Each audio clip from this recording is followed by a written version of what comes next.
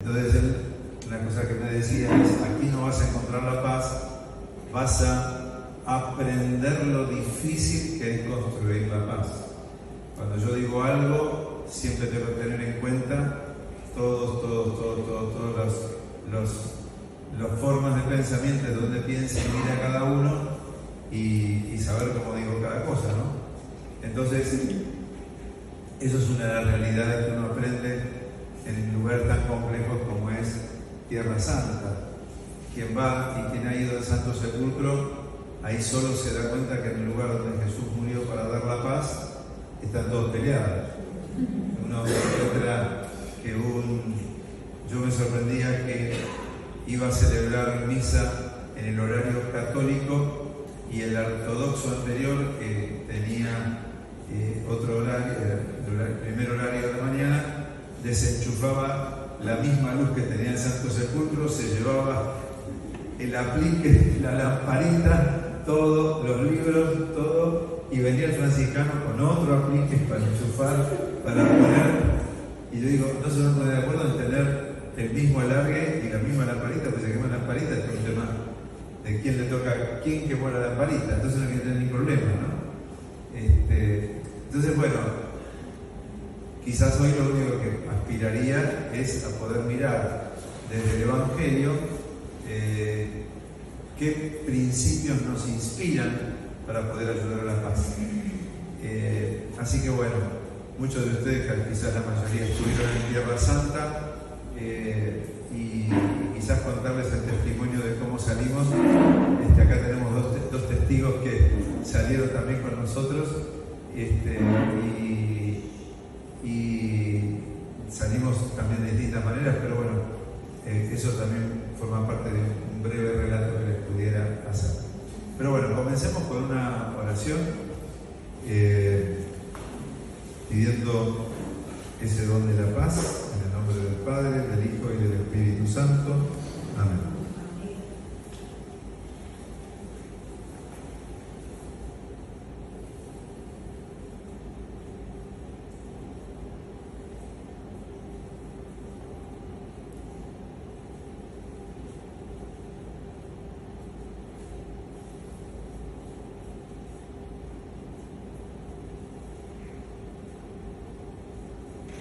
Queremos recibir el don de la paz que nos has dejado en tu Hijo resucitado.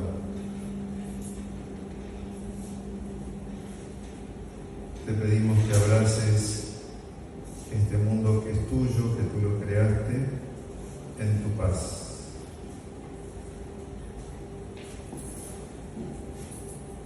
Y queremos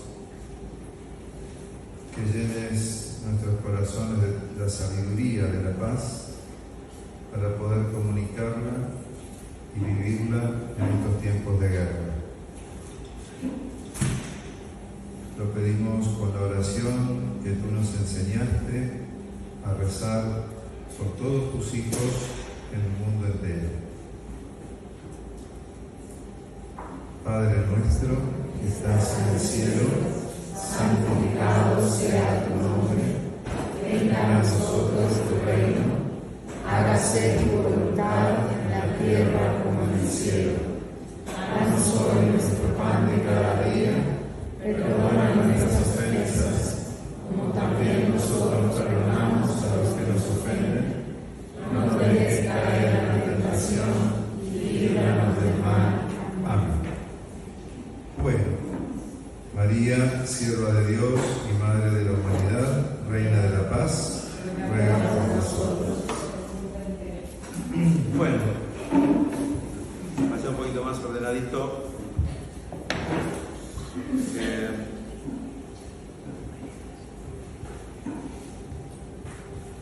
Bien.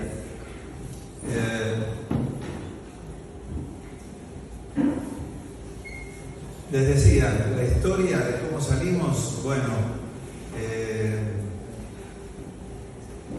nos dimos cuenta de entrada que no era un simple atentado en Israel. Generalmente la gente está acostumbrada a un atentado de vez en cuando. Yo un poco con humor negro digo que como los argentinos estamos acostumbrados a la inflación, los israelíes están acostumbrados a que siempre algún atentado ocurre. Y lamentablemente esto parecía no ser un simple atentado, porque las características con las que fue hecho sonaba más a una provocación por la alevosía con la que se hizo todo que a un simple atentado con algún motivo, vaya a saber cuál. Entre los peregrinos nos encontramos distintas opiniones. Yo me acuerdo que estando en Nazaret estaba con nosotros un sacerdote de Guadalajara, español, de la Guadalajara española, ¿no? Y él estaba muy confiado diciéndonos que no, que esto iba a pasar, que en 3 días se arreglaba, que, bueno, y gracias a Dios que no lo escuchamos. Y nosotros determinamos a los 3 días que la peregrinación íbamos a seguir haciendo lo que podíamos y que los que pudieran sacar pasaje vayan sacando, porque quizás a los 2 días que sucedió ya American Airlines ya dejó de volar y Delta también, y ahí yo me di cuenta que esto, si ya no podían entrar esos vuelos, no iban a entrar más. El consulado argentino, cuando llamamos, nos dieron un formulario, que era, como yo tengo doble ciudadanía también italiana, le mandé al consulado italiano y me mandaron el mismo formulario de la embajada argentina, pero en italiano, y ahí quizás me di cuenta que muchos ya estaban haciendo el mismo procedimiento. Y el consulado empezó a registrar, al principio eran 500, después 700, después fueron 1200, y hoy tiene para sacar, no sé cuántos más habrán sumado ni cuántos éramos, pero en el momento que salimos eran 1800. Los vuelos con que iban a sacarnos, habían programado un vuelo grande de 737 que llegó a venir, pero no lo dejaron entrar. La complicación para dejar entrar los vuelos, una era que las aerolíneas, lógicamente cuando hay guerra, el seguro ya no paga. Entonces, anunciada la guerra, los temas legales inhibían a que si pasaba algún atentado no cubría el seguro. Por otro lado, debía dar permiso el gobierno de Israel y la Mossad, el ejército israelí. Y para salir pasaba lo mismo, teníamos que estar registrados por la Mossad y por el gobierno. Entonces, para el consulado era muy difícil cada nombre pedir un permiso. Entonces, nos pedían listas y nosotros, como éramos un grupo 24 con un sacerdote, todos homogéneos, nos mandaron un Hércules, un avión militar, y bueno, gracias a Dios pudimos salir en ese vuelo. Así que ya cuando fuimos, era muy fuerte ver el aeropuerto totalmente vacío, cerrado, la terminal 1 y 2, quedaba solamente la 3, con aviones poquitos solo de la que entraba y sacaba gente. A nosotros nos llamaron a las 9 de la noche para decirnos que en 2 horas teníamos que estar en el aeropuerto y sin valijas, solo con un carrión o un bolso. Y así fue que pudimos en 2 horas. Si me preguntan, cuando me preguntan a veces ¿qué momento fue más difícil? Para mí fue cuando me llaman de consulado y nosotros teníamos 6 adentro del Santo Sepulcro. Y me dicen, en 2 horas tiene que salir. Y yo digo, tenemos 6 adentro del Santo Sepulcro. Y no se puede, ustedes saben que el Santo Sepulcro lo cierran los musulmanes y lo abren a las 5 de la mañana. Pero cuando le dije que teníamos esas circunstancias, me dijo, padre, lo estamos sacando de una guerra. No me cambie nada porque no podemos agregar a nadie. Ya no tienen permiso para esto y sale esto, tenemos lo otro y sale lo otro. Entonces, ese momento fue muy crítico. Se dieron 2 circunstancias. Una que, bueno, tuvimos que empezar a dejar todas las valijas. Yo, por gracia de Dios, había quedado solo un bolsito, pero había gente que había llevado para llevarse de Tierra Santa todo lo de su vida, ¿no? Para decirles, por ejemplo, una chica compró 100 rosarios de madera de olivo y encima con cajita. Entonces, claro, las cajitas eran una cosa, y le quiero llevar a todas sus amigas como si fuera el último día. Y así, acá hay más sillas, si quieren corren hasta los costados, si son tímidos, pero acá hay. Entonces, esta chica le empezamos a sacar todo de las cajitas, tiramos todas las cajitas y nos empezamos a colgar 10 rosarios cada uno. Parecíamos más un grupo de santeros que un grupo de peregrinos católicos, ¿no? Y cosas como esas, ¿no? ¿Qué nos poníamos en el bolsillo? Lo más pesado, todo, ¿no? A mí, por suerte, me gusta llevar siempre camperas con mucho bolsillo y siempre con sierra, así que ahí metí todo lo que podía. Pero bueno, y las llevábamos cosas unos de otros. Nota de color, si quieren, media curiosa, nos dicen, bueno, vayan a Terminal 1, que hay un salón, era un VIP, que recién era nuevo, y se llamaba Terminal Fatal. Dijimos, todo corrido, todo es coherente. Acá todo es muy coherente. Yo cuando miro el título, fatal. Bueno, pasamos ahí la noche porque, ¿cómo salieron del Santo Sepulcro? Yo sabía, porque yo dormí un par de noches, estuve adentro del Santo Sepulcro otra noche, y uno, por curiosidad y en la confianza que tenemos con los franciscanos, le pregunto al franciscano, pero escúchame, acá no hay nadie que te habla si te pasa cualquier cosa acá adentro. Y me dijo, no, hay una puerta, pero no podemos decir ni que la usamos, que en caso de extremo, bien. Entonces lo llamo a un franciscano amigo de allá y le digo, ¿me podés despertar al franciscano que está en Santo Sepulcro para decirle que en este caso amerita que abran esa puertita? Y bueno, ustedes no digan nada, pero salieron por esa puertita. Y logramos que salgan los 6 y estuvieron así en una hora, prepararon las cosas y bueno, y se fueron, ¿no? Y vinieron con nosotros. El hombre del hotel, eso fue una cosa. El hombre del hotel, hubo uno que tuvieron un cruce medio nervioso y el del viaje que venía con nosotros le dijo, perdóname, pero estamos muy nerviosos. Y el otro le dijo, y usted también perdóneme a mí que tengo 5 hijos en casa y no sé qué va a ser de nuestra vida, ¿no? Eso nos quedó mucho, por lo menos porque una cosa es ponerle caras de las noticias, la otra es ponerle nombre a las noticias. Cuando uno sabe que alguien que te atendió, que estuviste 4 días con él, que era palestino, que era un hombre que te atendió, que te hablaste todos los días y tiene sus 5 hijos, cuando nosotros le dimos la valija se la dejamos a ellos, ¿no? Váyanse a esa valija, hoy por donde están caminando en casa hacia la zona sur, ¿no? Seguramente. Entonces, bueno, quizás cuando yo me pregunto, nuestra comunidad de Belén y Halford Peace trabajamos por la Alianza de Paz entre las Naciones y las Religiones y estamos construyendo un centro de paz interreligioso.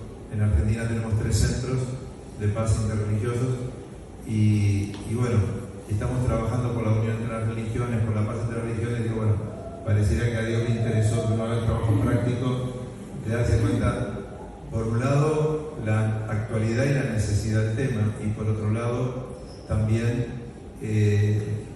probar desde adentro una situación, ¿no? También por otro lado, al ver que había judíos que se quedaban porque querían defender su tierra, uno también lo veía, ¿no? Cuando me preguntan qué es lo que uno siente en Israel, bueno, los que han ido nos damos cuenta que hay situaciones difíciles, hay conflicto, pero que la convivencia es pacífica. Es más, salíamos nosotros el día que teníamos que salir,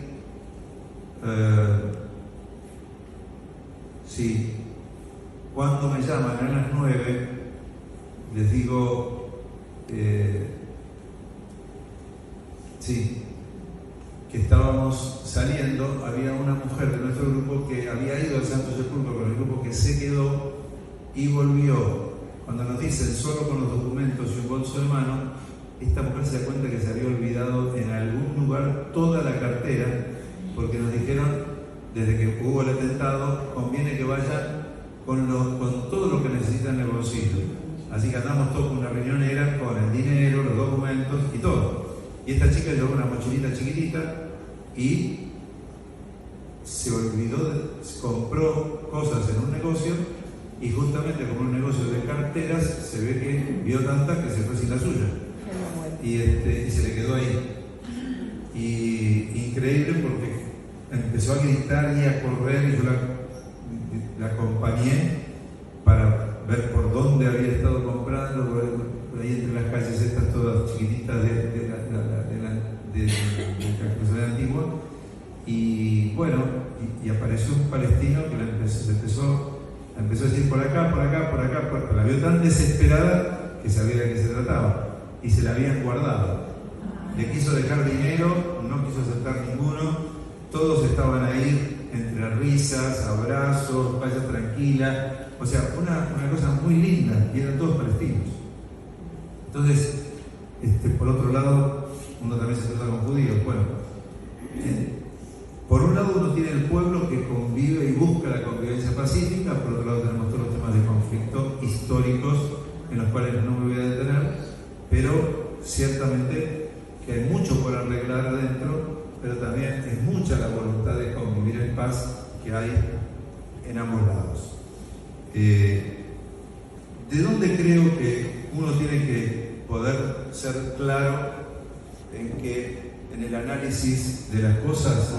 Es que las guerras nacen de ciertos fundamentalismos. ¿Qué es el fundamentalismo? Es cuando yo no integro al otro en mi sistema de pensamiento.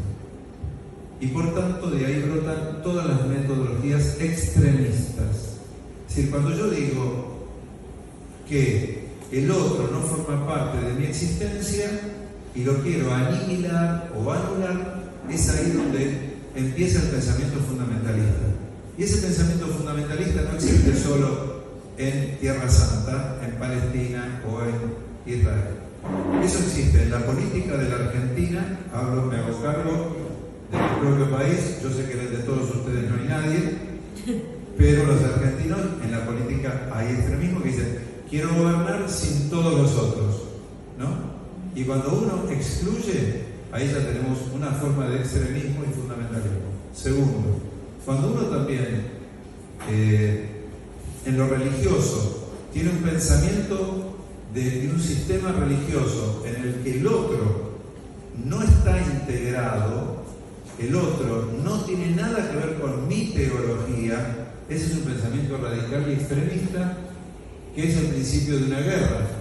Porque si yo en mi teología cristiana, católica, no le doy un lugar al musulmán, al judío, al hinduista y al otro, y simplemente digo, se van todos al infierno porque no están bautizados y no creen en Jesucristo, y no los integro en mi sistema de pensamiento, algo me falla. ¿Coinciden o no? Sí. ¿O estoy diciendo un error? Bárbaro. Bueno, esto es algo que es fundamental, porque si nosotros no tenemos una teología en la que vemos integrados a los que no son católicos o cristianos, estamos haciendo un pensamiento, vamos a decir, excluyente del resto. Cuando el Papa Francisco habla en Laudato Si que debemos ayudar a construir la casa común, o cuando miramos el Lumen Gentium que dice la Iglesia es signo y fermento de unidad de todo el género humano, ahí estamos diciendo que la Iglesia tiene que servir a que todo el género humano esté unido. Y por tanto, nos tenemos que preguntar desde qué lugar construyo la unidad. Si yo construyo la unidad solamente diciéndole, metete adentro de la iglesia porque si no te vas al infierno, ¿eso lo ayuda o no? No. Evidentemente, tiene que haber un principio que me ayude a integrar desde el lugar que el otro eligió para vivir su relación con Dios o su no relación con Dios. ¿Y de qué manera se da esa integración? Bueno, yo aspiro hoy a darles algunos recursos, elementos y fundamentos evangélicos para lo que Jesús ha venido a traernos. Un evangelio que, como dice San Pablo, es fuerza de paz y salvación. Y podemos decir que el cristianismo tiene recursos para haber creado, a lo largo de los 2000 años de historia que tenemos, una cultura de paz. Si el evangelio no es semilla y fermento de toda la sociedad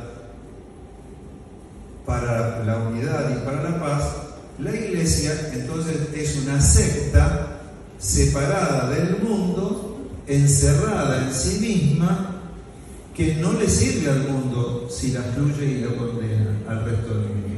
En cambio, si la iglesia es una institución fundada por Cristo que es capaz de rescatar lo bueno que pueda haber en los demás para ir haciendo un camino de unidad, bueno, pues por ahí va el evangelio.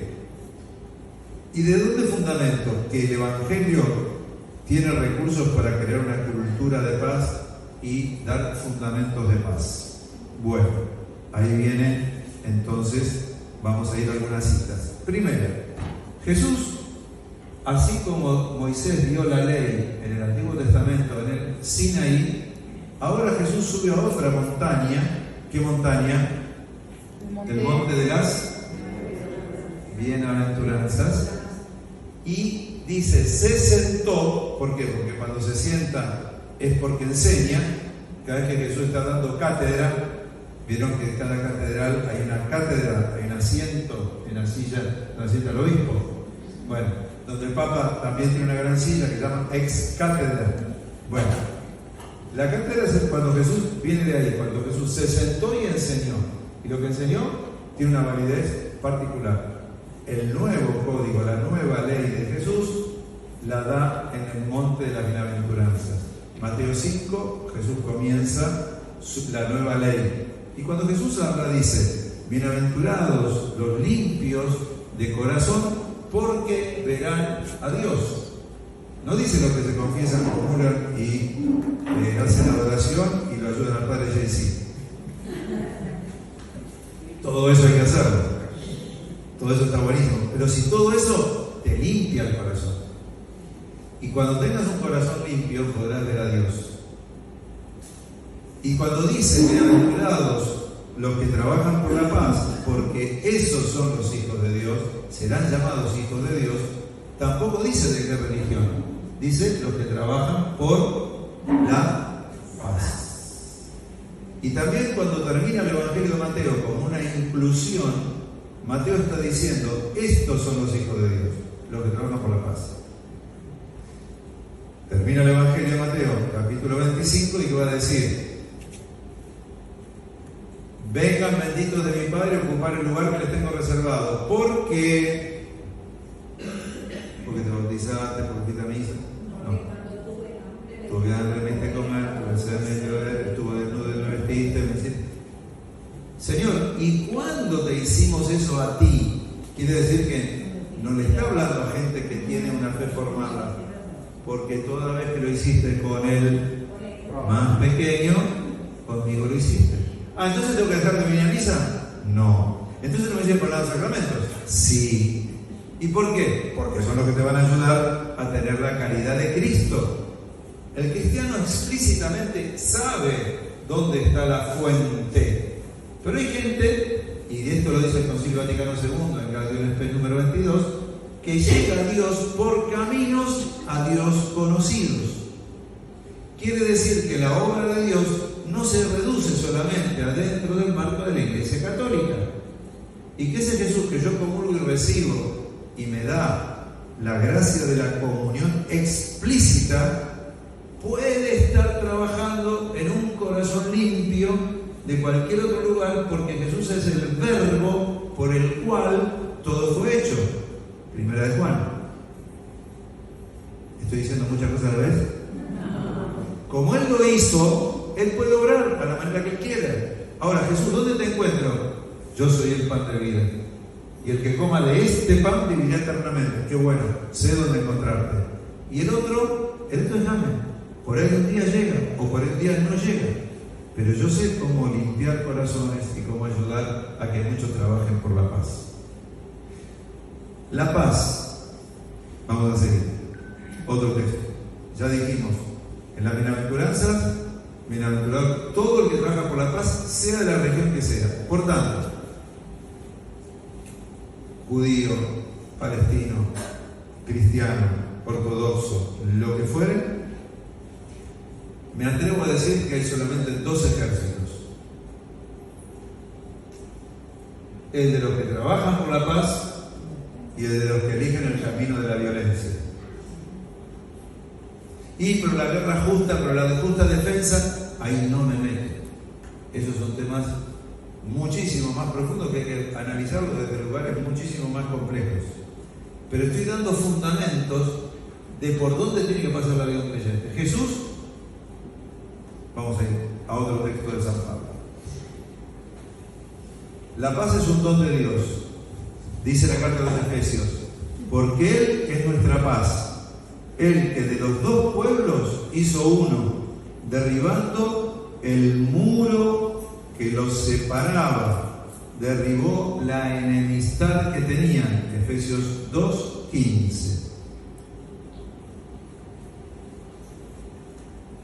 Anulando en su carne la ley de los mandamientos y sus preceptos, para crear en sí mismo para los dos un solo hombre nuevo, haciendo la paz, y reconciliar con Dios a ambos en un solo cuerpo, por medio de su cruz, dando en sí muerte a la enemistad, y vino a anunciar la paz, paz a ustedes que estaban lejos, y paz a los que estaban cerca, pues por Él, unos y otros, los que estamos cerca y los que están lejos, tenemos un libre acceso al Padre en un mismo espíritu.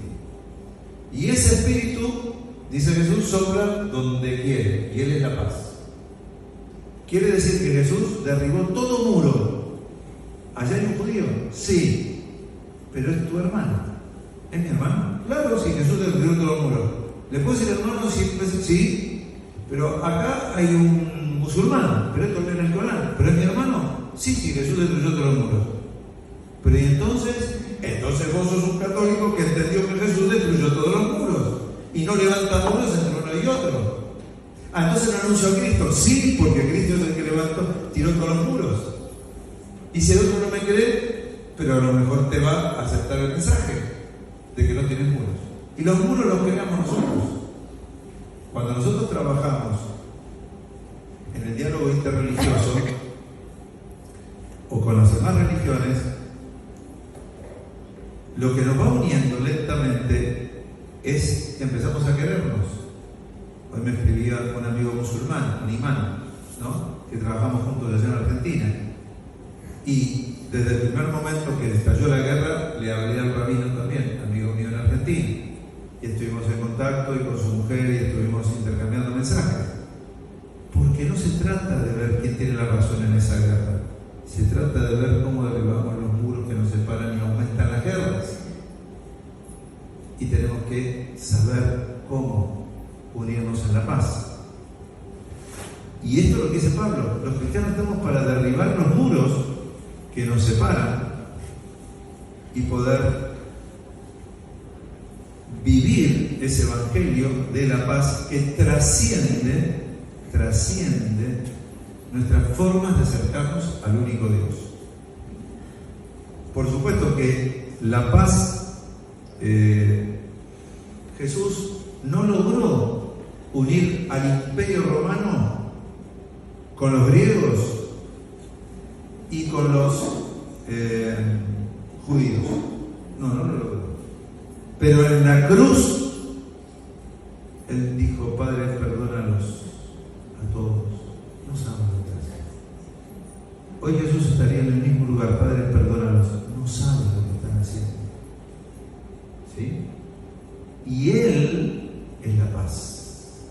Y porque yo creo que Jesús dio la vida por todos, yo la voy a dar por el otro, aunque no me profese la misma fe, porque antes que la fe está el amor. Porque es el amor el que no pasará jamás. Corintios 13, lo leemos en todos los casamientos, pero hay que leerlo ahora también. Es el amor que no pasará jamás. Es el amor que me quedó a mí del palestino que me dijo tengo 5 hijos. Es el amor que me quedó de ese cónsul judío que se quedó despidiendo a su mujer a través del vidrio del aeropuerto mientras nosotros nos íbamos y su mujer subía con sus 2 hijas sufriendo sin hablar una palabra y llorando. Son los 2 rostros iguales y es el amor el que a mí me hizo uno con ellos 2, sin derribando todo muro de fe o de forma de llegar a Dios, porque entendí que Dios habita el corazón de todos sus hijos desde un lado o desde el otro. Las culpas después se echarán a los que tiraron las bombas o hicieron un acto terrorista, pero creo que hay algo que trasciende también a esos caminos que eligen los poderosos de este mundo. La paz es el camino de la voluntad de Dios. Y por eso tenemos que tener eso que San Ignacio trabajaba tanto, el discernimiento de la voluntad de Dios. Juan 23 decía, la voluntad de Dios es mi paz. Me toque lo que me toque. Y Juan 23 decía, si me mandan a ser papa o si me mandan de jardinero a correr las macetas del sol a la sombra, que se haga su voluntad y que venga su reino. Y es ahí donde nosotros también tenemos que aprender, ¿no? a discernir que la paz está en la voluntad de Dios y en ese amor que Dios tiene por sus hijos, y nosotros como cristianos tenemos que ser testimonio del amor universal de Jesús, que dio la vida por algunos o por todos. Es eso, ser testigo de que Dios ama a unos y otros porque derribó todo muro que había separado a la humanidad hasta ese momento.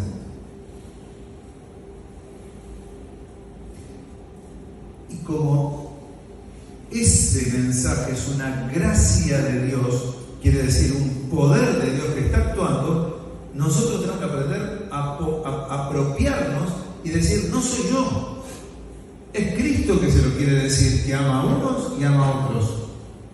No soy yo. Y a veces puedo estar peleado con el cura que trabaja conmigo en la parroquia, más que con un judío.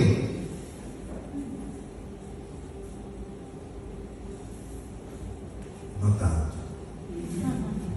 Pero no, sí, es así. A veces las miserias humanas atraviesan todos los ámbitos. Y lo que Jesús quiere es que elevemos nuestra vida a ese corazón de Él, para que podamos como creyentes en Él mostrar su corazón a los demás, mostrar su amor a los demás.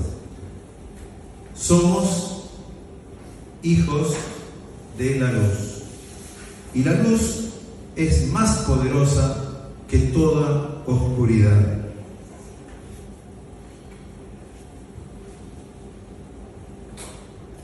Y lo que alumbra la vida es justamente cuando el amor es capaz de manifestarse entre nosotros. Lo que el hombre celebra, la vida que el hombre celebra es la del amor, y el amor es más fuerte. Acuérdense Juan Pablo II en Chile, hablándole a los jóvenes, cuando empezaron otra vez, era el año 80 y pico, a reivindicar la guerrilla y a reivindicar entonces sí la dictadura de Pinochet, y empezaron a gritar todos, y lo único que gritó Juan Pablo II era: el amor es más fuerte. Basta de pelearse si era uno, si era el otro. Por supuesto que hay que jugar la historia. Hay una justicia de este mundo, pero la justicia divina es la del perdón, es la del amor. En la carta de los Romanos lo estamos leyendo en estos días. En el principio, Génesis 2, ¿no? Génesis 1 y 1:2. Era el caos. Y Dios dice, y la tierra era caos y confusión y oscuridad. por encima del abismo, y un viento de Dios aleteaba sobre las aguas. Entonces dijo Dios: haya luz, y hubo luz. Y vio Dios que la luz era buena, y apartó Dios la luz de la oscuridad. Bueno, esto es muy importante. Dios siempre está poniendo orden, cosmos, en el desorden, caos. Y esto que estamos celebrando hoy, esta guerra, yo hoy lo decía un poco desde un lugar bastante triste, ¿no? Pero digo, bastante también real. Digo, hoy que estaba la visita de Biden, hoy que estaba una bomba en un hospital, confusión. Hoy, bueno, toda la guerra subterránea, todas las intenciones, los países que se meten, que si viene Irán, que si viene Estados Unidos, que si se amplía todo, que ya tenemos una guerra con Ucrania, que si Putin, que si Europa, que si más armas, menos armas, que si la atómica, yo digo, en este caos de confusión, volvimos al caos, el hombre vuelve al caos en el pecado, Dios vuelve a decir: haya luz. Dios vuelve a decir que haya orden. Dios vuelve a decir a separar el caos de la oscuridad. Yo digo, en el caos, el demonio está de fiestas patronales. En el caos y en la guerra y en la destrucción y en todo esto que estamos viendo, son las fiestas patronales del demonio. Lo estoy logrando, estoy confundiendo a todos y no sabemos dónde estamos. Por eso digo, la guerra es más simple. Todo el que siembra caos, confusión, violencia y muerte, eso viene de un solo lado. Y todo el que siembra luz, trabaja por la paz, trabaja el entendimiento, apacigua los ánimos, perdona, genera otra cosa, eso es otro. Y cuando uno mira el Apocalipsis, la batalla final será tan simple como eso. Los que estén del lado de la luz y los que están. Ahora, Jesús no reconcilió, pareció que no reconcilió nada, pero Él se ofreció a sí mismo, ofreció su vida, y en su cuerpo, en su perdón, el Padre tomó eso. Y yo creo que nosotros tenemos que hacer lo mismo. El Padre tomará nuestras vidas para sembrar la luz, y en medio del caos y la confusión, poner la luz y poner el orden. Porque la creación de Dios no fue solo un solo día al principio, sino es la obra permanente de Dios cada vez que el hombre vuelve a desordenarlo todo. Es más, díganme si a veces el caos no termina seduciéndonos, porque vivir en orden es un laburo. Y más si me tiro acá, ¿no? ¿Por qué decimos una vida se dejó desordenar? Por una pasión desordenada, por una tentación, por una ambición, por competencia. Bueno, ya lo va a decir San Pablo, de dónde nace Santiago, dónde nacen las guerras, ¿no? Pero bueno, el caos a veces hasta parece seducir al hombre, ¿no? El ser humano. Tenemos esa debilidad que ya viene del Génesis, ¿no? Cuando Eva, el Señor le dijo: no coman, bueno, y fueron, ¿y qué tal si somos como Dios? Dale, ¿no? Por ahí lo podemos saber todo y por ahí nos va mejor siendo sin Dios, ¿no? Y ahí entró el desorden, porque el hombre no sabe todo lo que le conviene. Entonces, la caída de Adán también sumerge al ser humano en ese caos, y esa caída es también nuestra, ¿no? Ya ves que le da todo al ser humano, pero el ser humano quiere no el todo, sino a aquel que se lo dio. Quiero ser como vos. No aceptamos quien nos da el orden, quien nos ordena, y rechazamos la fuente. Y es en esa fuente donde está la luz, donde está el orden, donde está la paz, donde está el amor. Y así es como el hombre lo pierde, y ahí tenemos que la primera consecuencia del caos de Adán y Eva es, así como Adán quiso ser como Dios, Caín quiso ser mejor que Abel. y entra la muerte.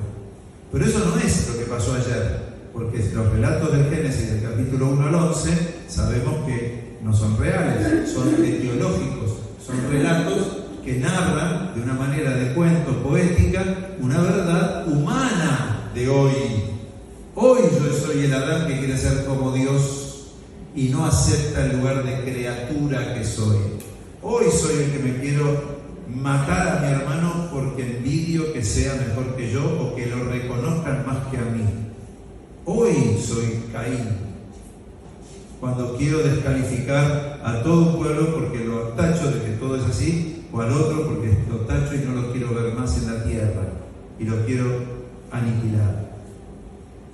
Entonces, el ser humano tenemos como ese espejo de esa verdad de un Dios que es orden y le tengo que decir, bueno, dame la luz, volvé a poner luz en mi caos, y esa es nuestra paz.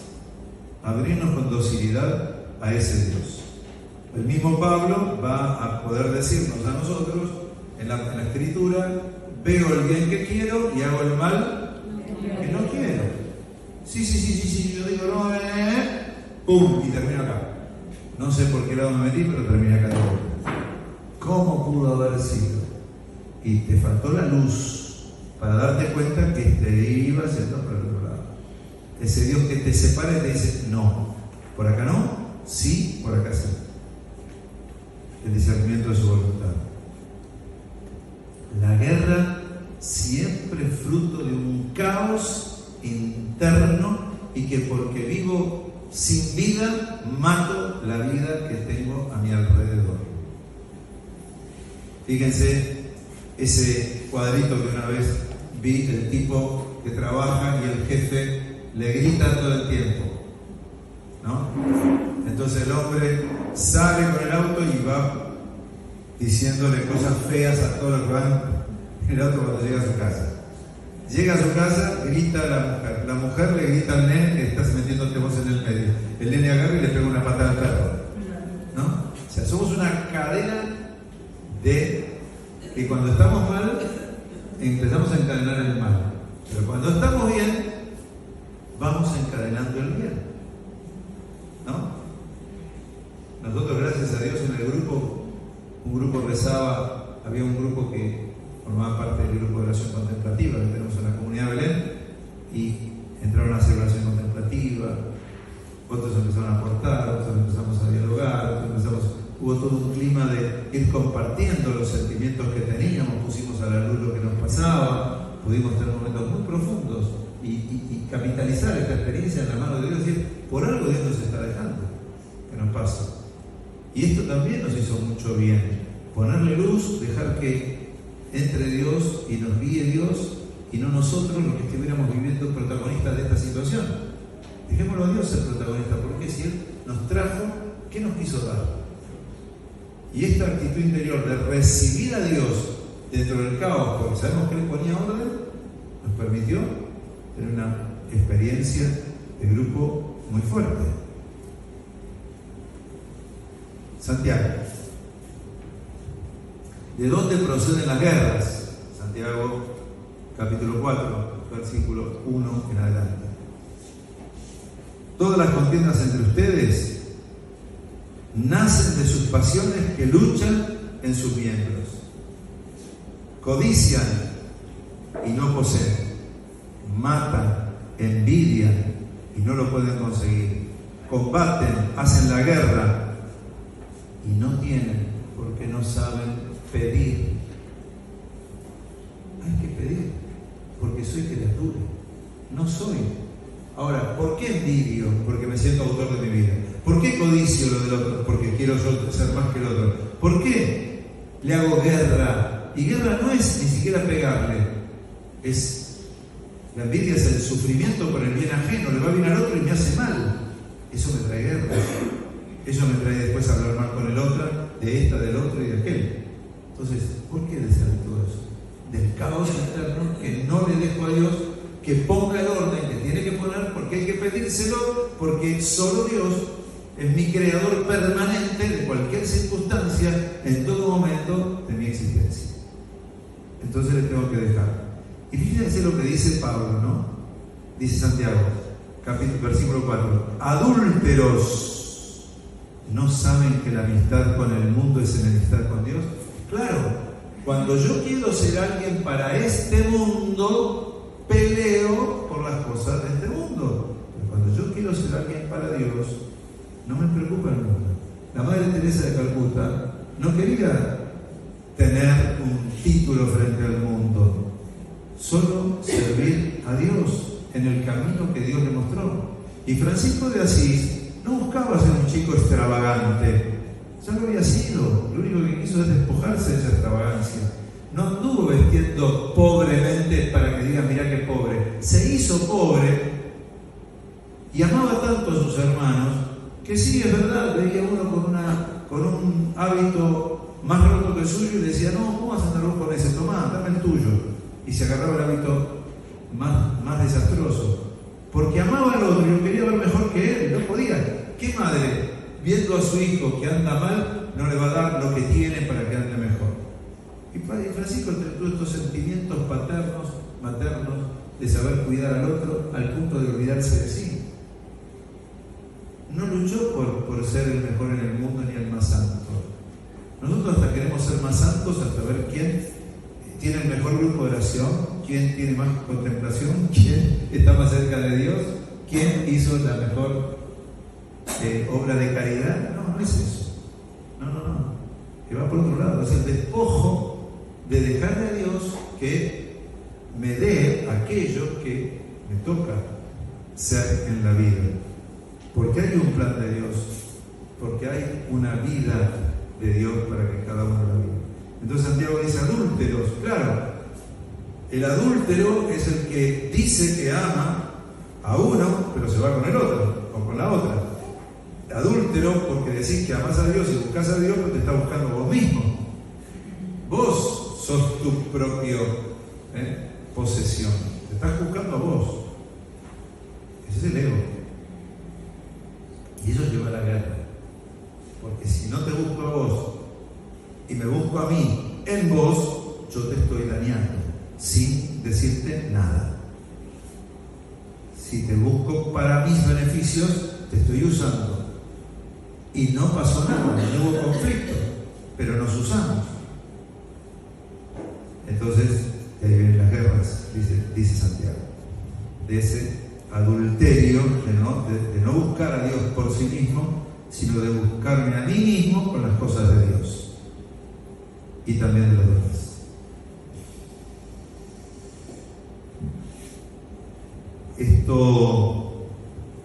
Esto lo dice Thomas Keating, un maestro espiritual que entra al seminario y él dice, yo era muy competitivo y yo dejé todo y me metí al seminario. En el seminario entra al monasterio trapense y como novicio tenía un compañero que siempre le gustaba arrodillarse en el primer banco y rezar de rodillas. 1 hora, 2 horas. Y él iba y ni se podía poner de rodillas y a los 40 minutos ya quería y empezó a competir y dice, si este puede, yo también tengo que poder. Y él que era muy competitivo y dejó el mundo adentro de una iglesia que competía con otro y que empezaba más, ¿no? Entonces descubría que el ego lo perseguía a todos lados. El enemigo lo tenía adentro, no estaba afuera, ¿no? No lo había dejado afuera del monasterio, lo tenía adentro. Y ahí viene toda la espiritualidad de Thomas Keating, ¿no? Matar ese falso yo que quiero fabricar de mí mismo y no aceptarme a mí mismo como soy, ¿no? En mi condición de criatura. Bien.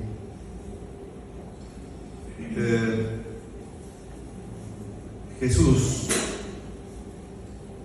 entonces viene a intervenir en la historia y para darnos su paz. La paz de Dios es el mismo don de la vida de su Hijo. Su Hijo es nuestra paz. Y viene a nosotros la paz primero por una mujer. Una mujer porque la mujer es aquella que es capaz de acoger la vida, ¿no? La mujer es un símbolo. El hombre da vida, pero la mujer la recibe en su vientre. Entonces, también aquí Dios, y con esto está todo, no hace falta ni hablar de feminismo. Es decir, la mujer tiene un don que el hombre no tiene, que es cultivar la vida dentro de sí. Y María es esa mujer modelo de toda la humanidad, de quien acoge una palabra que comienza a hacerse carne en ella y carne de su carne. El don de Dios se encarna, y el don de Dios de la paz tiene que hacerse carne en todos nosotros, hombres o mujeres. ¿Y cómo se va a hacer carne de mi carne? Cuando tu carne sienta paz. Si vos tenés paz, vas a dar paz.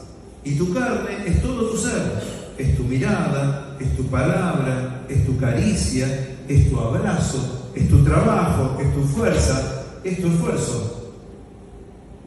En Roma paré en la casa de unas religiosas donde te podías sentar y comer en el piso tranquilo, porque todo brillaba, ¿no? Y era un hogar de niños. Esos niños en ese hogar, el domingo comí con ellos, el orden que tenían. Y terminaron de comer y cada uno agarró su platito y lo dejó acá, y entonces todos agarraban el pañito y limpiaban la mesa, y otros agarraban el coso y limpiaban todo el fondo. Y yo me quedaba así mirando todo ese ejército de orden, de limpieza, de belleza, que tenían un hogar de chicos huérfanos. Todo así.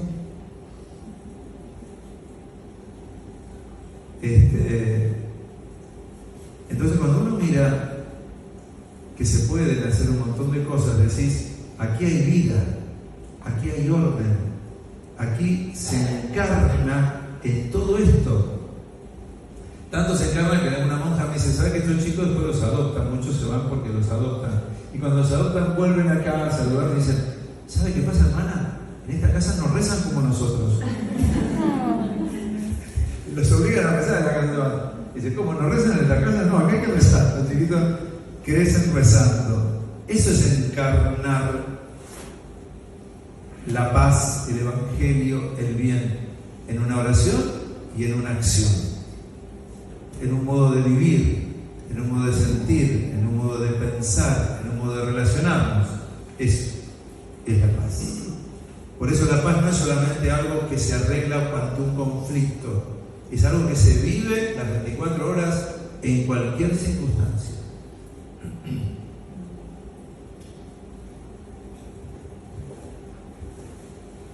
Mateo 9:17 dice, no se echa vino nuevo en odres viejos. María es el odre nuevo para el vino nuevo. Hay que disponerse a esa vida nueva de Dios. La paz es algo nuevo, es algo siempre nuevo que Dios tiene para darnos a nuestra vida vieja. ¿Y cuando mi vida es vieja? ¿Qué pasó en Cana de Galilea? El vino se acabó. Se te acabó el sentido de fiesta, se nos acabó el sentido de comunión, el sentido de unidad, el sentido de alegría. Se acabó, ya no se ve la fiesta, se acabó el vino. Y es María, la mujer, que dice, hagan lo que les diga.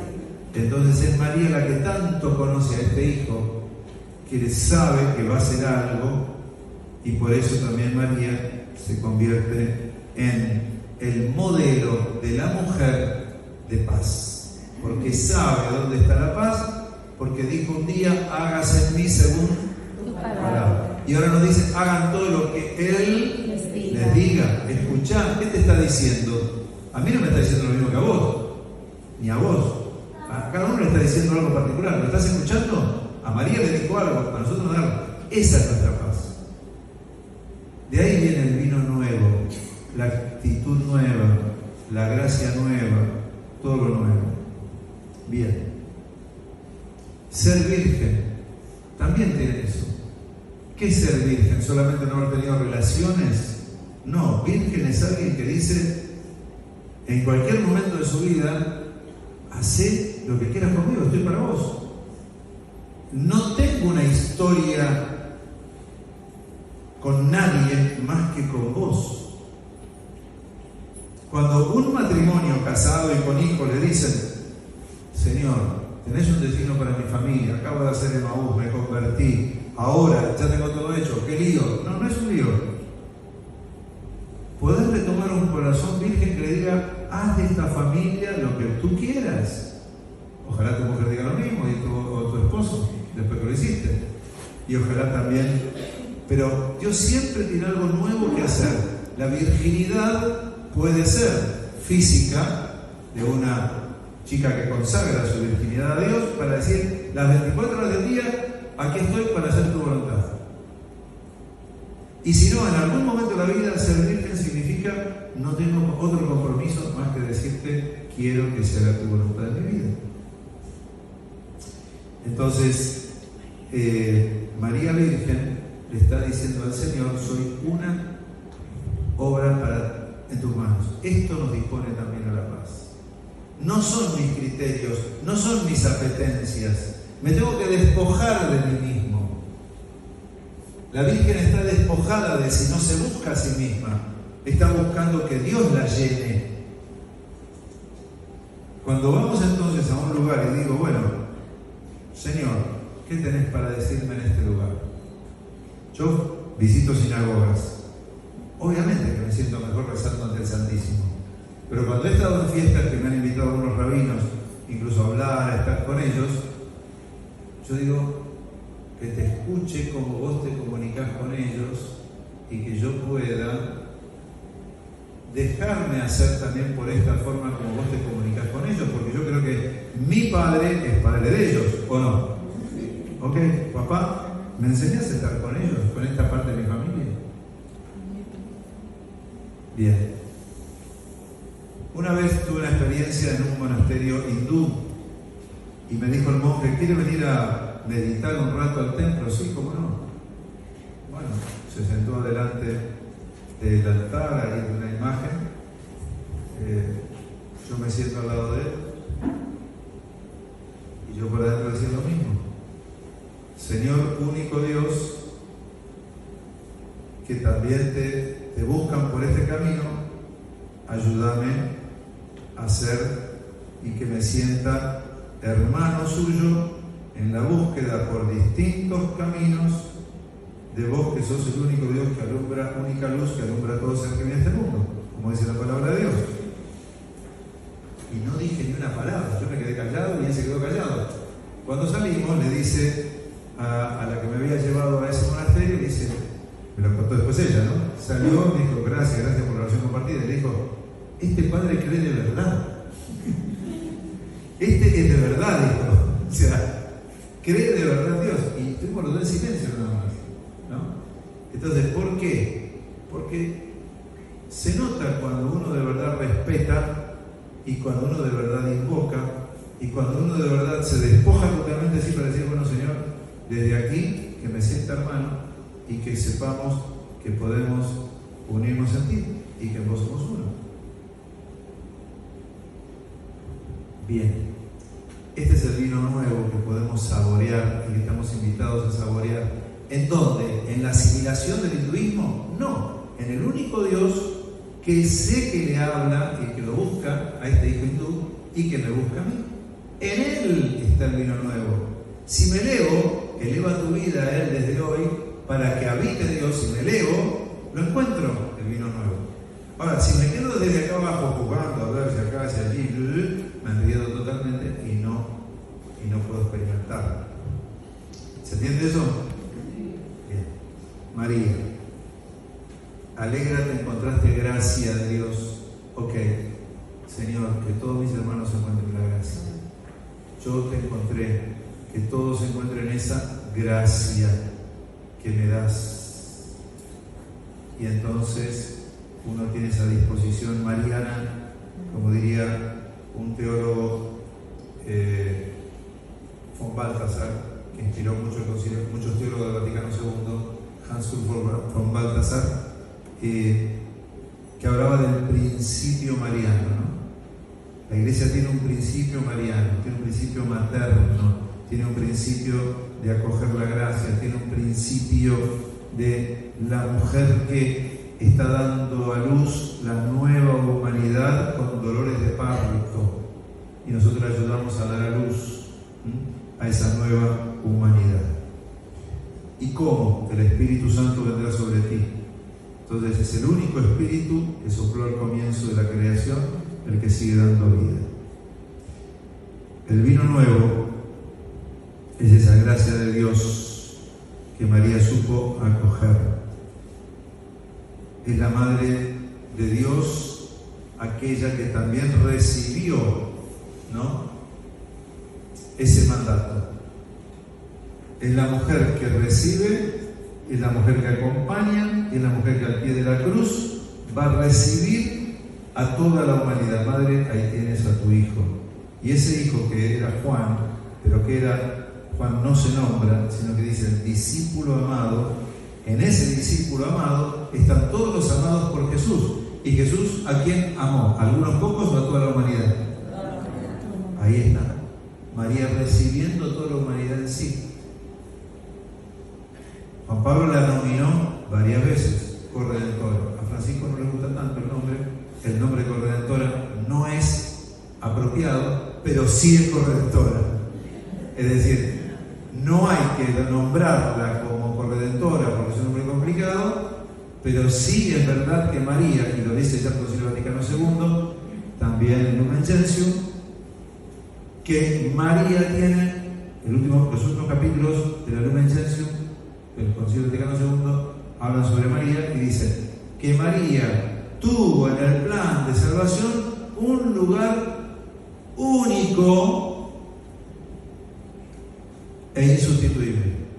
Nadie como María participó en la obra de la redención. ¿Quién nos redimió? ¿María o Jesucristo? Jesús. Pero el lugar de María es distinto al de cualquier otra criatura. Es ese el quinto dogma, que ya está dicho en la Lumen Gentium. Que se peleó mucho en la Lumen Gentium si se la denominaba corredentora o no, y esto yo lo pude hablar con Laurentén, que fue el teólogo el mariólogo de Juan Pablo II, y me dijo, hay que cambiar el nombre, pero hay que proclamarlo. ¿No?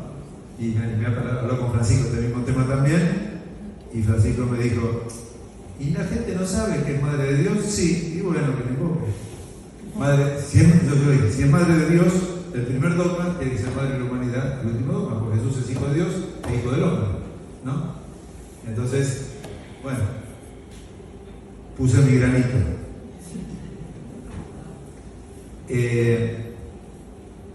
Pero María le duele esta humanidad. María siente en su vientre la guerra de estos hijos. No es ajena. Es la madre que ve pelearse a dos hijos. Imagínense cómo una madre puede ver que sus hijos hacen lo que estamos viendo hoy en una guerra. ¿Cómo se sentiría una madre si ve a sus hijos, los que crió, así?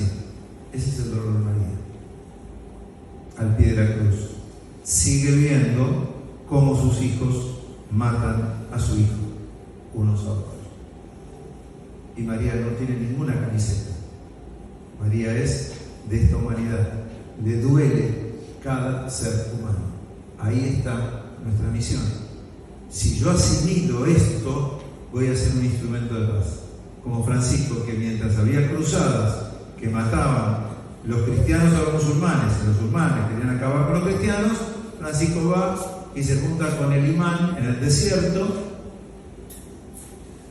y allí reza con el imán. Y todo ese camino le costó su ceguera, por todo lo que era el reflejo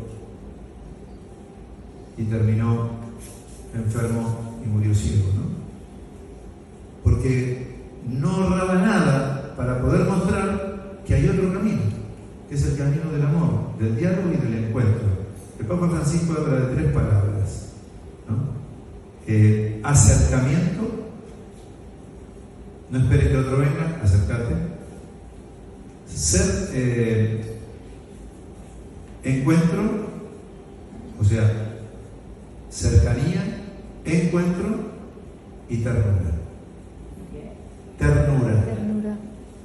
O sea, el Evangelio es eso, como el samaritano, ¿no? Se compadeció, se acercó y se encontró, lo cargó y pagó por él. Y si algo le hace falta, yo lo pago a la vuelta. O sea, el cuidado, ¿no? El cuidado del otro. Bueno, eso hizo Francisco en medio de unas guerras. Él simplemente caminó y fue y se encontró con el hermano.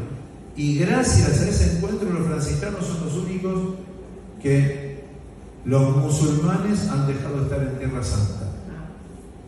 Por eso, gesto de Francisco. ¿Sí? ¿Y cuánto le debemos a los franciscanos que cuando vamos nosotros a Tierra Santa tengamos los lugares ahí preparados por toda la cantidad de franciscanos que se fueron quedando en cada circunstancia, en cada guerra a lo largo de todos estos años? Bien, Jesús va a decir: si no se hacen como niños, no entrarán en el reino. Nunca podés acordar o alianzarte con alguien que se te pone por encima tuyo. Donde hay dominio, donde hay soberbia, donde hay alguien por encima de otro, no hay alianza. La alianza supone entenderte con el otro. Si no se hacen como niños, no entrarán en el reino.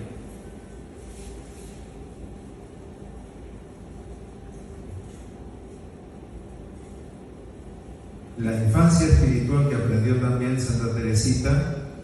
A ver, Papa, acaba de hacer una linda carta que se la recomiendo, no con motivo de no sé qué aniversario, si de su canonización o de qué, pero una carta muy linda que sacó el Papa con relación a Santa Teresita. Es una condición para vivir en la paz. La paz nace del reconocimiento del otro y del hacerse como niños.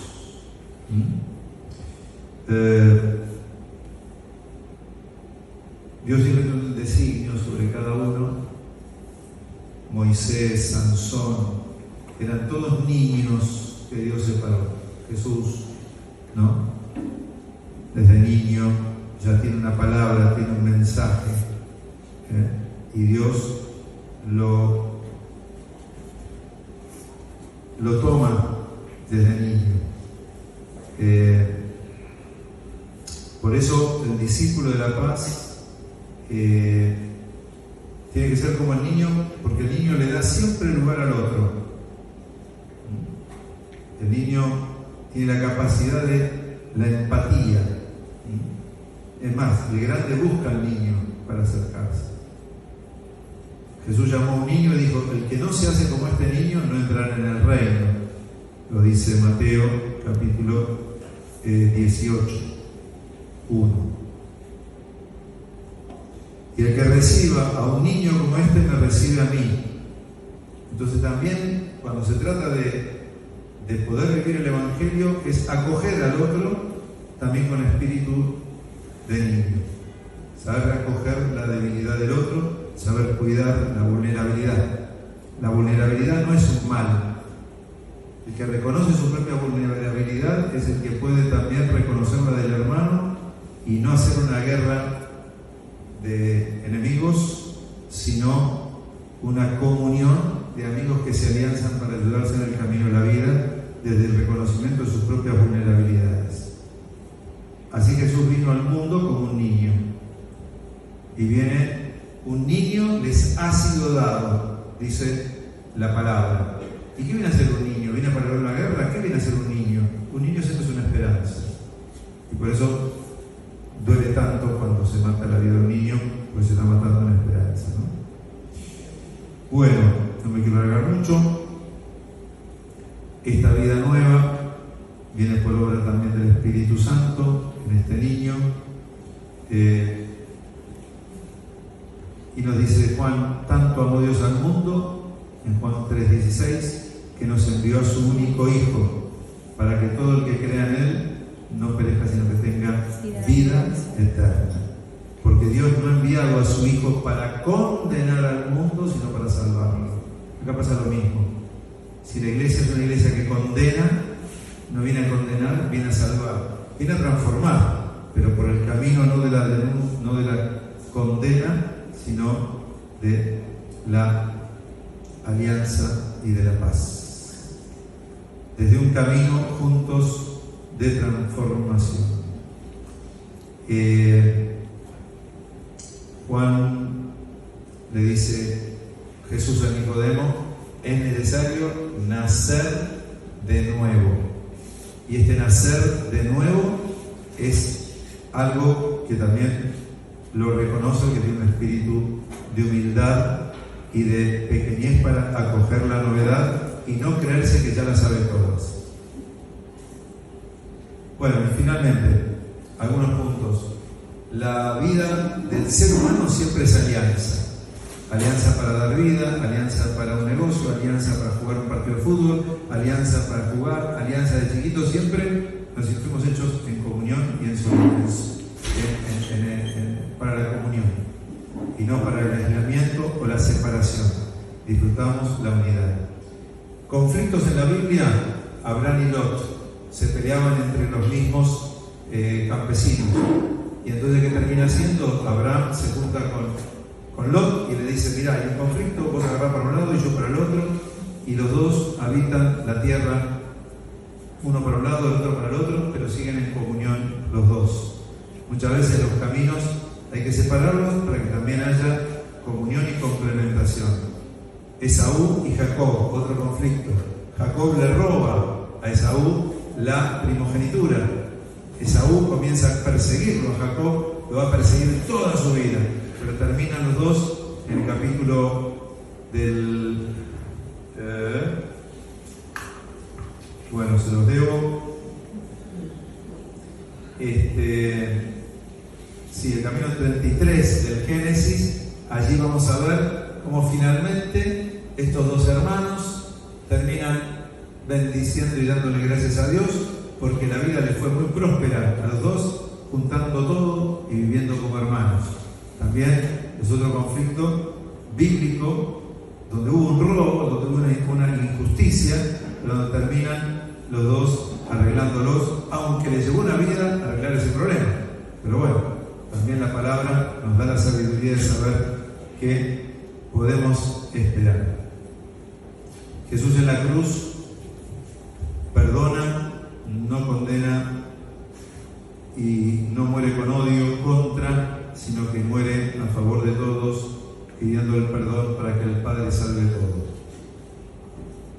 Que todos sean uno, también es el llamado que tiene un cristiano: sembrar siempre la unidad. Como el Padre y Jesús son uno, la humanidad está llamada a vivir en la unidad. Pero para vivir en la unidad es necesaria la transformación.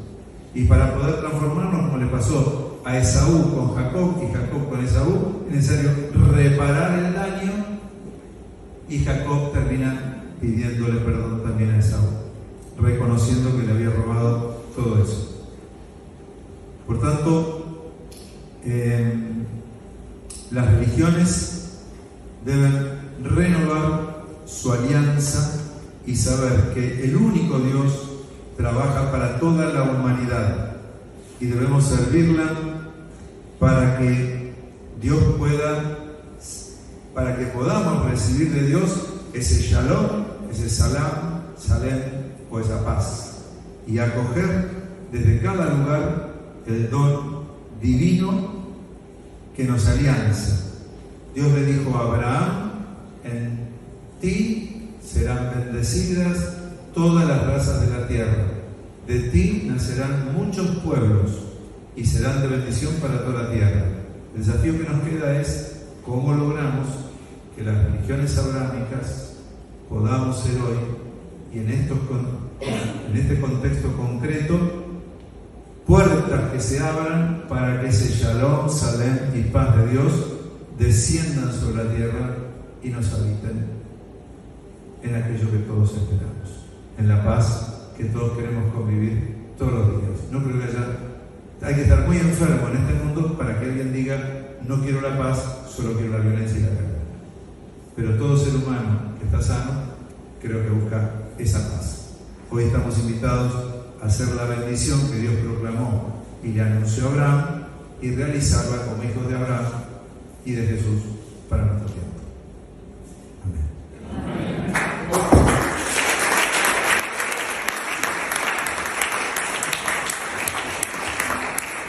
Bueno, no sé si hay preguntas.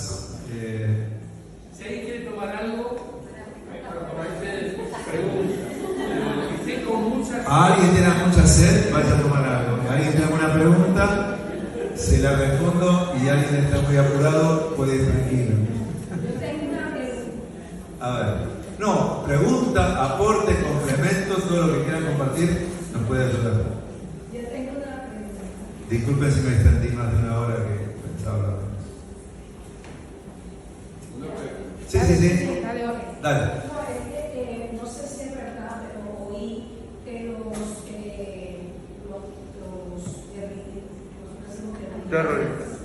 terroristas dicen que ellos no van a terminar la guerra hasta que no acaben con Israel.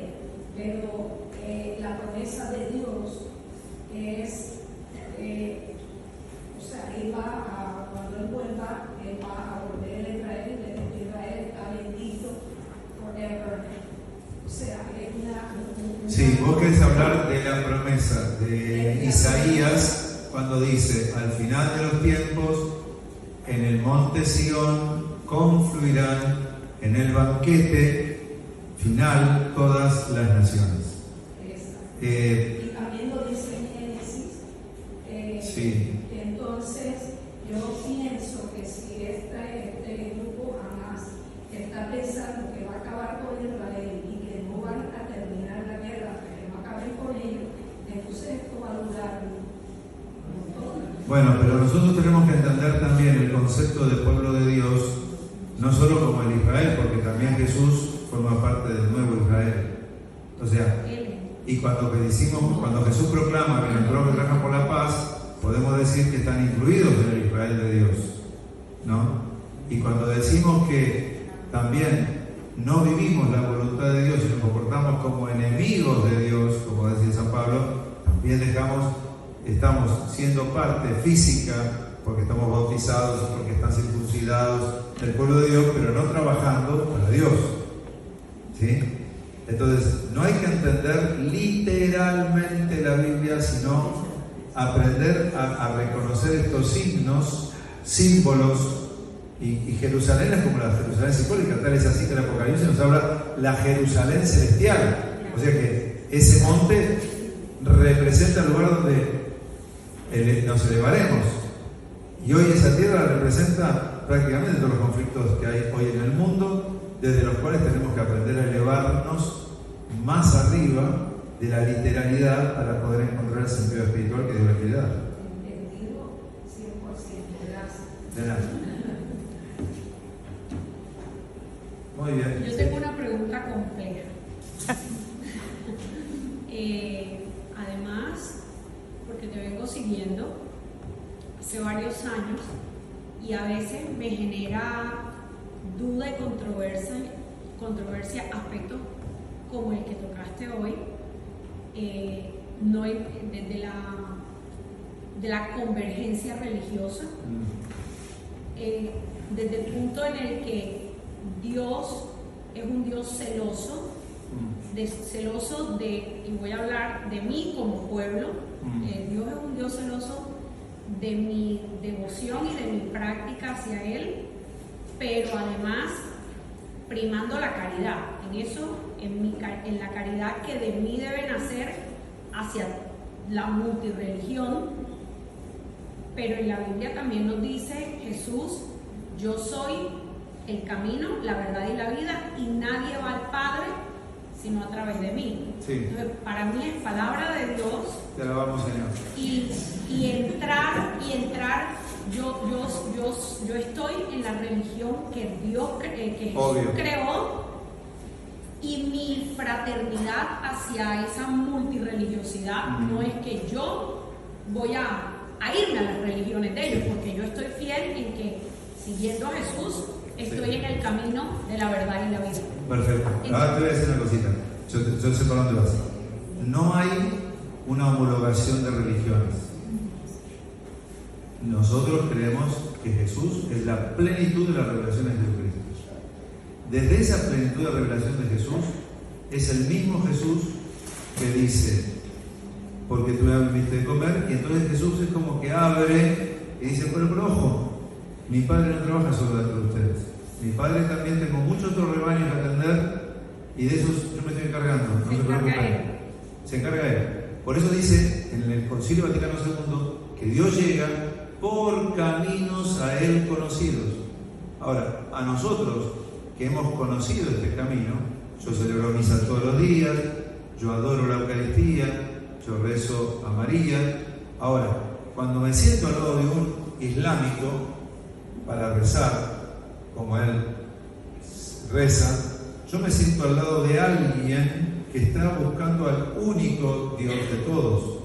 No hay muchos dioses, hay un único Dios, lo dice Pablo en la carta a los Romanos de mañana, la lectura, la primera lectura, fíjate el último versículo, dice, porque hay un único Dios para todos.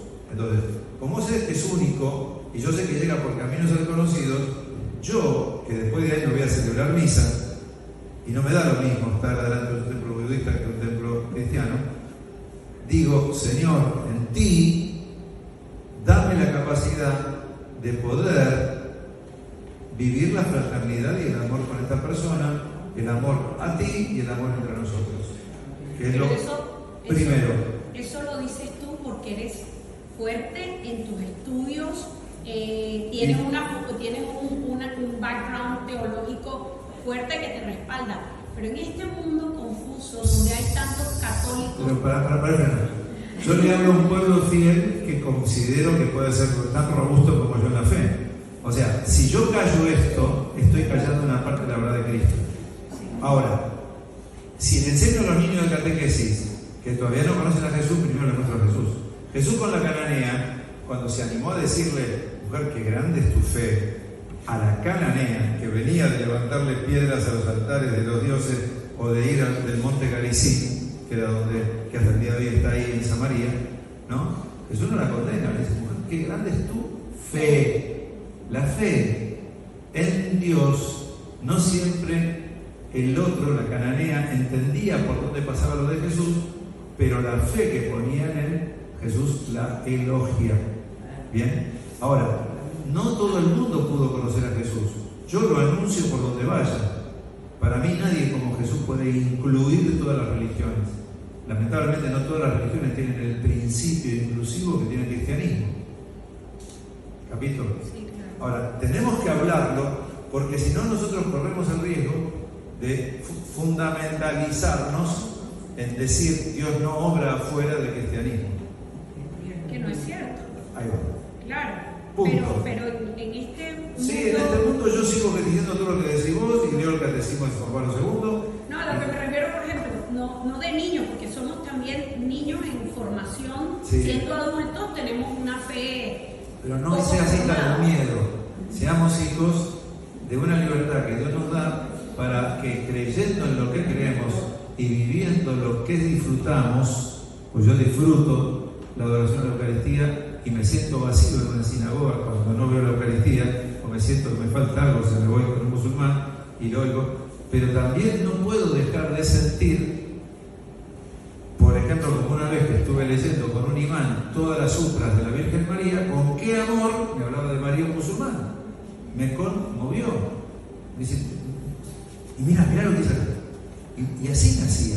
Y tuve 2 horas sentados en una mesa escuchando cómo él hablaba de María. Entonces, como él hablaba y cómo compartíamos.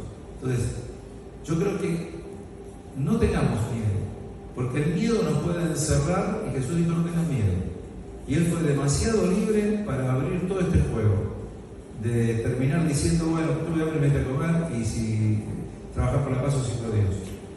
Es él que lo dijo, y esto es palabra de Dios también. Entonces, crezcamos con esa libertad sin perdernos el gran don tan explícito que Él nos dejó cuando nos dijo, esto es mi cuerpo. Y eso no lo tiene ninguna otra religión. Y yo digo, voy a tu cuerpo.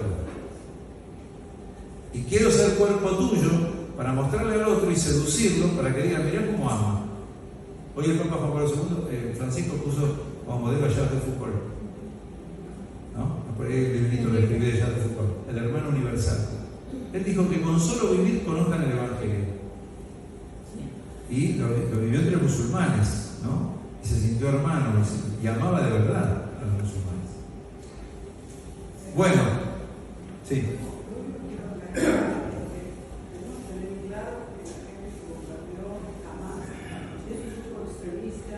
No tiene nada que ver con la persona musulmana. El pueblo musulmán está sufriendo tanto más que el pueblo judío. Entonces